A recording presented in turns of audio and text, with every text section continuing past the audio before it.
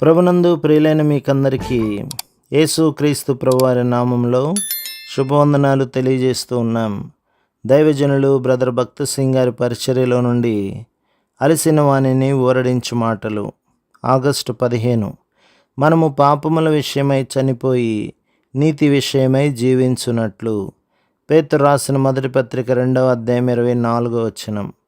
ప్రభువైన యేసుక్రీస్తు నా పాపముల కొరకు మరణించినని నేను నమ్ముచున్నానని నీవు చెప్పగలిగిన ఎడల ఆ ప్రభువే నీ కొరకు మరణించి నీ కొరకు తిరిగి లేచినని నీవు విశ్వసించవలెను.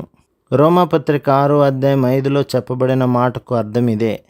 ఆయన మరణము యొక్క సాదృశ్యమందు ఆయనతో ఐక్యము గలవారమైన ఎడల ఆయన పునరుత్థానం యొక్క సాదృశ్యమందును ఆయనతో ఐక్యము గలవారమైందుము. కానీ కేవలం నా పాపములను క్షమించుమని ఒప్పుకొనుట ద్వారా, ఆయన నా కొరకు మరణించి తిరిగి లేచినని నోటితో చెప్పుట ద్వారా నీకు రక్షణ కలుగునని నీవు అనుకొనవద్దు. విశ్వాసముతో ఆయన నీలోనికి వచ్చుట ద్వారా మాత్రమే నీవు రక్షించబడగలవు. మనము మన హృదయములోనికి ఆయనను ఆహ్వానించి చేర్చుకొనవలెను మరియు ఆయన మన హృదయములోనికి వచ్చి ఉన్నాడని నమ్మవలెను. మన పాత స్వభావమునకు మనము మరణించవలెనని ఆయన మన కొరకు మరణించెను. మన సమస్యలన్నిటికీ మూల కారణము మన పాత స్వభావమే. అంతరంగమున లోతుగా పాతుకుపోయిన కొన్ని చర్మ వ్యాధులు గలవు. పై పూత అనగా ఆయింట్మెంట్ పూసి ఆ వ్యాధిని బాగు చేయుటకు ప్రయత్నించారు, కానీ వ్యాధికి అసలు కారణము వారికి తెలియదు. లోపల పాతుకుపోయిన ఆ వ్యాధి స్వస్థపరచబడితేనే కానీ బయటి చర్మము స్వస్థపడదు. పాప స్వభావము గూర్చి కూడా ఇది నిజమే. ప్రతి మానవుడు పాప స్వభావంతోనే జన్మించును. ఆ పాప నైజము ఉపవాసం ద్వారా కానీ, ప్రార్థన ద్వారా కానీ, బైబిలు జ్ఞానము ద్వారా కానీ, దర్శనముల వలన కానీ, కలల వలన కానీ పోదు. విశ్వాసముతో ప్రభువైన యేసుక్రీస్తు యొక్క మరణశక్తిని స్వీకరించవలెను. దీనికి ఏ ఇతర పరిష్కారము లేదు.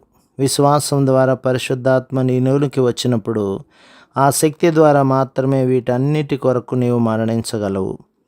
ఒక కోటు అనగా సూటు మరియు మెడకు టై ధరించినంత మాత్రమున నేను ఆంగ్లేయుడను అని చెప్పలేవు. నీవు ఆంగ్ల పౌరుడు ఒకటకు ఇంగ్లండులో జన్మించి ఉండవలెను. అదే విధముగా నీవు పరిశుద్ధ జీవితము కలిగి ఉన్న యెడల అది నూతనమైన కోరికలు, నూతనమైన ఆశలను నీకిచ్చును. మరియు ఆ పరిశుద్ధ జీవితము నిన్ను దినదినము మరియు అంతకంతకు అభివృద్ధిలోనికి తెచ్చును.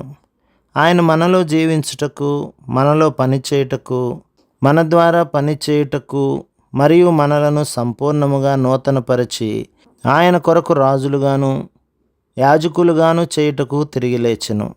ఉన్నతమైన ఉద్దేశము కొరకు మరియు నిత్యరాజ్యము కొరకు ఆయన మనలను పిలుచుచున్నాడు.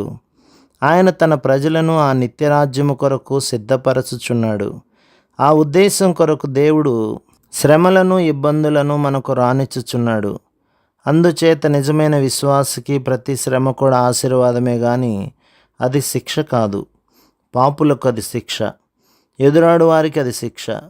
కానీ ఒక విశ్వాసికి ఏ రకమైన శ్రమ అయినను అది ఆ విశ్వాసికి ఆశీర్వాదమే.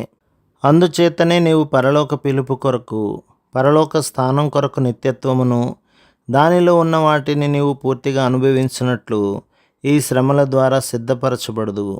ఉత్తర భారతదేశములో ఒక పువ్వు కలదు. అది అమావాస్య దినములలో అనగా బాగా చీకటి గల రాత్రులలో ఎంతో ఎక్కువ సువాసననిచ్చును. అలాగే పౌర్ణమి నాడు అనగా చంద్రుని వెలుగు ఉన్న దినములలో అంత ఎక్కువ సువాసన ఉండదు.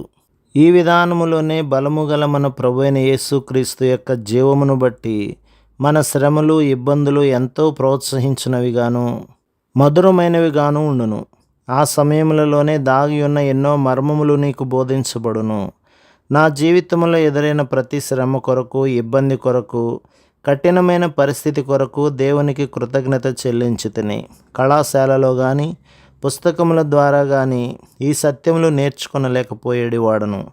ఈ శ్రమలలో ప్రభువైన యేసుక్రీస్తు నాకు ఎంతో శ్రేష్టమైన వాడుగాను, ఎంతో సన్నిహితుడుగాను అయ్యను. ప్రభు మిమ్మును, మీ కుటుంబమును, మీ సంఘమును దీవించి ఆశీర్వదించునుగాక. ఆమేన్.